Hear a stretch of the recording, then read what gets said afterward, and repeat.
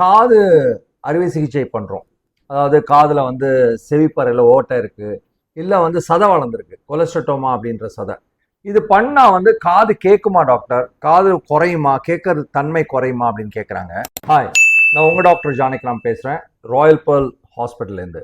இந்த செவிப்பறையில் இருக்கக்கூடிய ஓட்டை வந்து காது கேளாமை ஏற்படலாம். காது கேளாமை வந்து ஜாஸ்தியாயிட்டே போகும். அது வந்து நரம்பு பாதிப்பு ஏற்பட்டால் அந்த காது கேளாமையை வந்து நல்லாக்க முடியாது. இப்போ இன்னொரு பிரச்சனை என்ன அப்படின்னா, சில பேருக்கு வந்து காதுல வந்து சீ வந்துட்டே இருக்கும், ரத்தம் கலந்து வரும், காதுல சதை இருக்கும், கொலஸ்ட்ரட்டோமா அப்படின்ற சதை.